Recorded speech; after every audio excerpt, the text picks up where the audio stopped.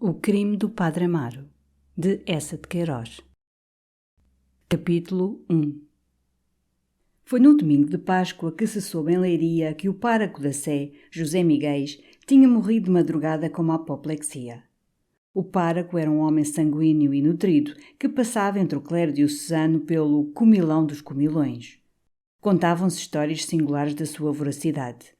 O Carlos da Botica, que o detestava, costumava dizer, sempre que o via sair depois da sesta, com a face afogueada de sangue, muito enfartado: "Lá vai a jiboias moer, um dia estoura."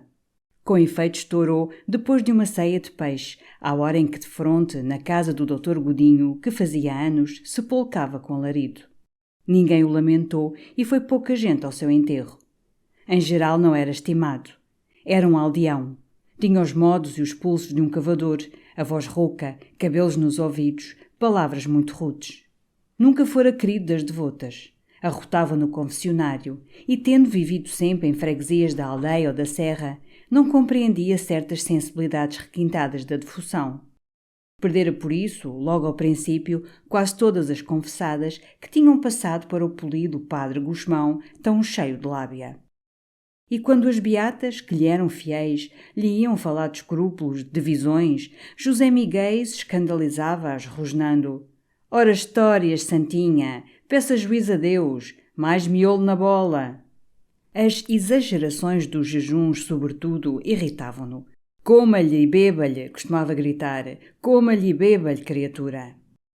Era miguelista, e os partidos liberais, as suas opiniões, os seus jornais enchiam-no de uma cólera irracionável. "Cacete! Cacete!" exclamava, meneando o seu enorme guarda-sol vermelho.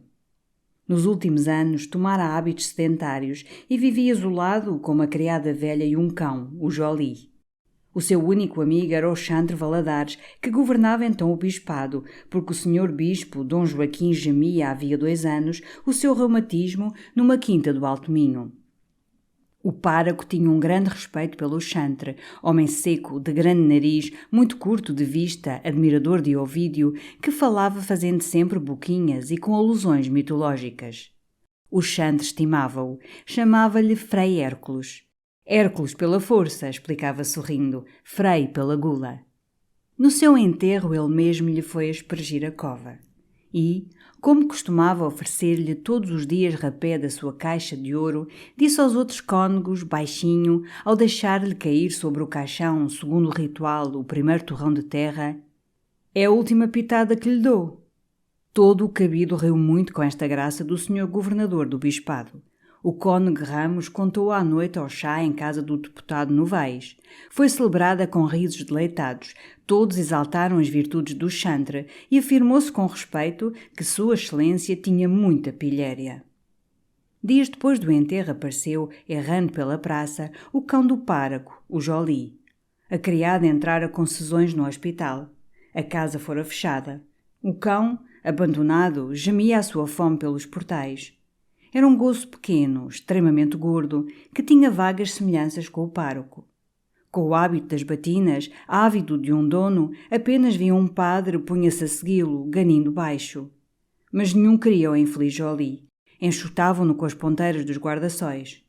O cão, repelido como um pretendente, toda a noite uivava pelas ruas. Uma manhã apareceu morto ao pé da Misericórdia. A carroça do estrume levou-o e, como ninguém tornou a ver o cão na praça, o pároco José Miguéis foi definitivamente esquecido. 2 meses depois soube-se em Leiria que estava nomeado outro pároco. Dizia-se que era um homem muito novo, saído apenas do seminário. O seu nome era Amaro Vieira. Atribuía-se a sua escolha a influências políticas e o jornal de Leiria, a Voz do Distrito, que estava na oposição, falou com amargura, citando o Gólgota, no favoritismo da corte e na reação clerical. Alguns padres tinham-se escandalizado com o artigo. Conversou-se sobre isso, acremente, diante do Sr. Xandre. Não, lá que há favor, há. E que o homem tem padrinhos, tem, disse o Xandre. A mim quem me escreveu para a confirmação foi o Brito Correia. Brito Correia era então ministro da Justiça. Até me diz na carta que o pároco é um belo rapagão. De sorte que, acrescentou sorrindo com satisfação, depois de Frei Hércules, vamos ter Frei Apolo. Em Leiria havia só uma pessoa que conhecia o pároco novo. Era o cônego Dias, que fora, nos primeiros anos do seminário, seu mestre de moral.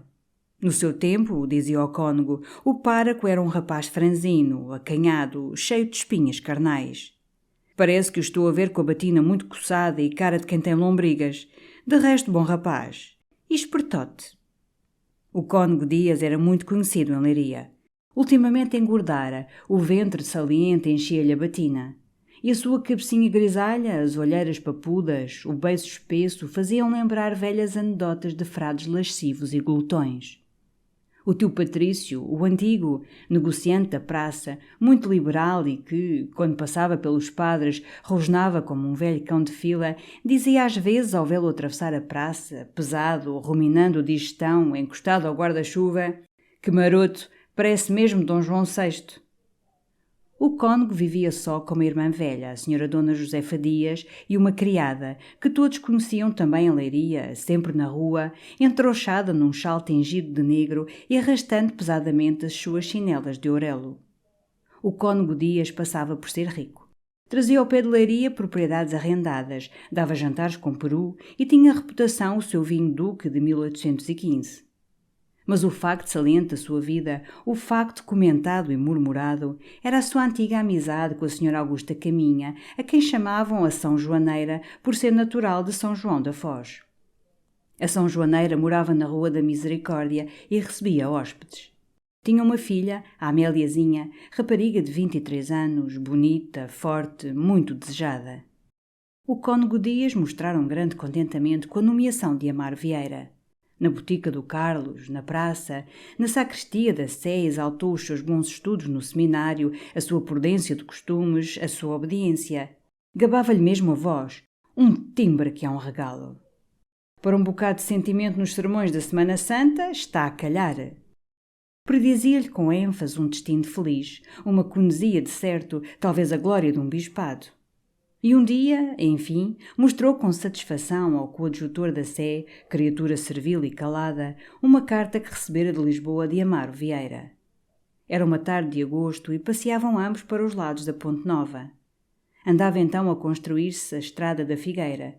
O velho passadiço de pau sobre a ribeira do Lis tinha sido destruído, já se passava sobre a Ponte Nova, muito gabada, com os seus 2 largos arcos de pedra, fortes e atarracados. Para diante as obras estavam suspendidas por questões da expropriação. Ainda se via o lodoso caminho da freguesia dos Marrazes, que a estrada nova devia desbastar e incorporar. Camadas de cascalho cobriam o chão, e os grossos cilindros de pedra que acalcam e recamam os macadames enterravam-se na terra negra e úmida das chuvas. Em roda da ponte a paisagem é larga e tranquila. Para o lado de onde o rio vem são colinas baixas, de formas arredondadas, cobertas da rama verde-negra dos pinheiros novos. Embaixo, na espessura dos arvoredos, estão os casais que dão àqueles lugares melancólicos uma feição mais viva e humana, com as suas alegres paredes caiadas que luzem ao sol, com o fumo das lareiras que pela tarde se azulam nos ares sempre claros e lavados. Para o lado do mar, para onde o rio se arrasta nas terras baixas entre 2 renques de salgueiros pálidos, estende-se até aos primeiros areais o campo de Leiria, largo, fecundo, com o aspecto de águas abundantes, cheio de luz. Da ponte pouco se vê da cidade. Apenas uma esquina das cantarias pesadas e jesuíticas da Sé, um canto do muro do cemitério coberto de pareatárias e pontas agudas e negras dos ciprestes. O resto está escondido pelo duro monte oriçado de vegetações rebeldes, onde destacam as ruínas do castelo, todas envolvidas à tarde nos largos voos circulares dos mochos, desmanteladas e com um grande ar histórico. Ao pé da ponte, uma rampa desce para a alameda que se estende um pouco à beira do rio. É um lugar recolhido, coberto de árvores antigas. Chamam-lhe a Alameda Velha. Ali, caminhando devagar, falando baixo, o cônego consultava o coadjutor sobre a carta de Amaro Vieira e sobre uma ideia que ela lhe dera que lhe parecia de mestre. De mestre! Amaro pedia-lhe com urgência que lhe arranjasse uma casa de aluguel, barata, bem situada e, se fosse possível, mobilada. Falava sobretudo de quartos numa casa de hóspedes respeitável. Bem viu, meu caro padre-mestre, dizia Amaro, que era isto o que verdadeiramente me convinha. Eu não quero luxos, está claro. Um quarto e uma saleta seria o bastante. O que é necessário é que a casa seja respeitável, sossegada, central, que a patroa tenha bom gênio e que não peça mundos e fundos. Deixe tudo isto à sua prudência e capacidade, e creia que todos estes favores não cairão em terreno ingrato. Sobretudo que a patroa seja pessoa acomodada e de boa língua.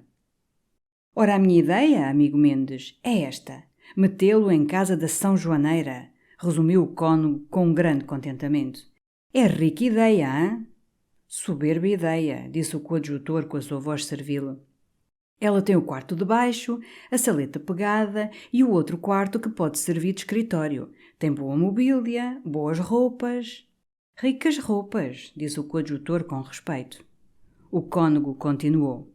É um belo negócio para a São Joaneira. Dando os quartos, roupas, comida, criada, pode muito bem pedir os seus 6 tostões por dia. E depois sempre tem o pároco de casa.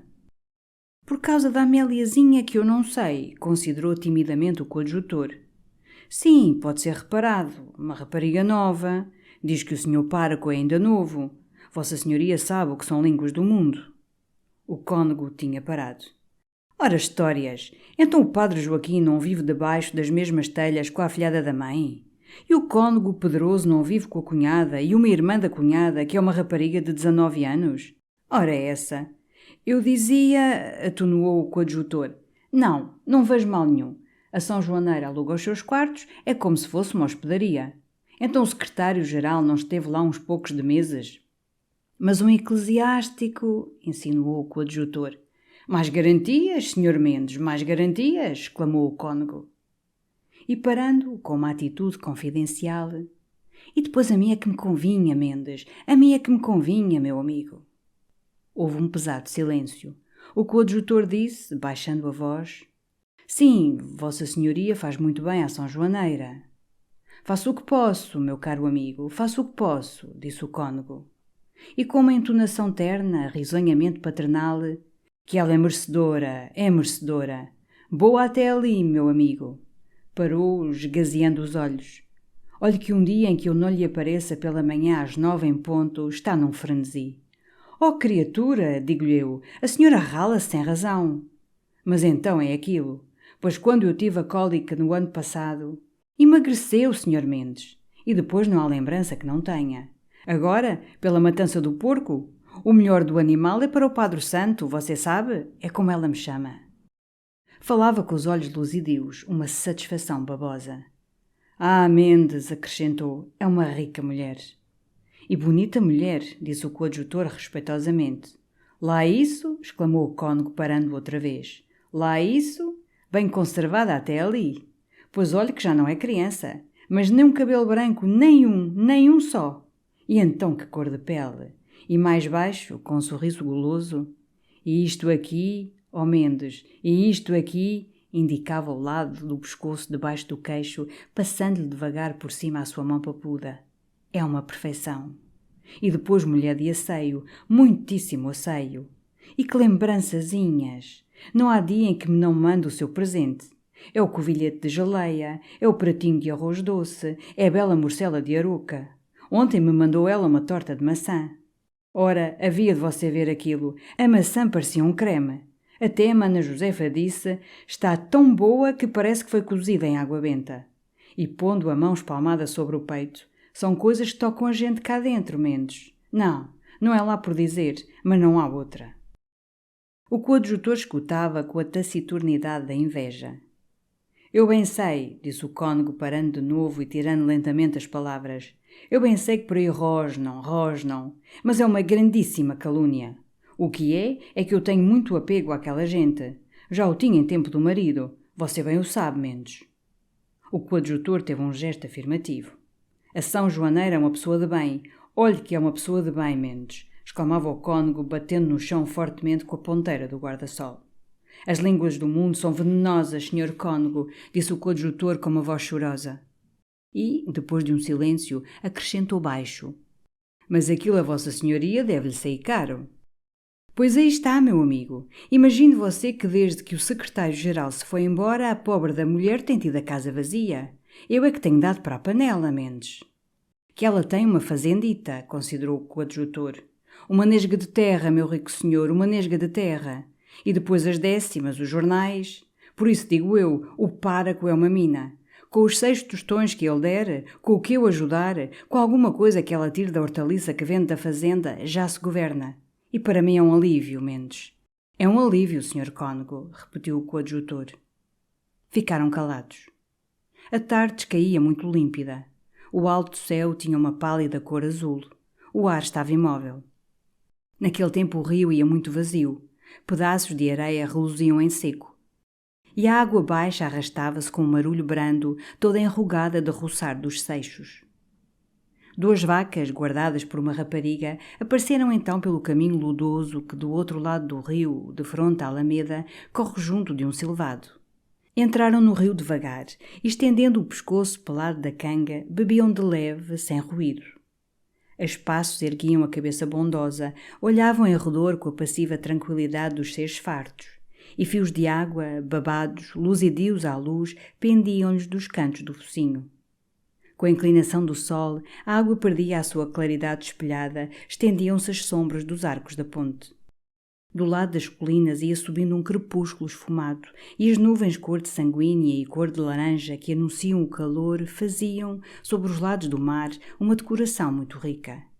Bonita tarde, disse o coadjutor. O cônego bocejou e, fazendo uma cruz sobre o bocejo, vamos chegando às Ave-Marias, hã? Quando, daí a pouco, iam subindo as escadarias da Sé, o cônego parou e, voltando-se para o coadjutor, pois está decidido, amigo Mendes, ferro a mar na casa da São Joaneira. É uma pechincha para todos. Uma grande pechincha, disse respeitosamente o coadjutor. Uma grande pechincha. E entraram na igreja, persignando-se.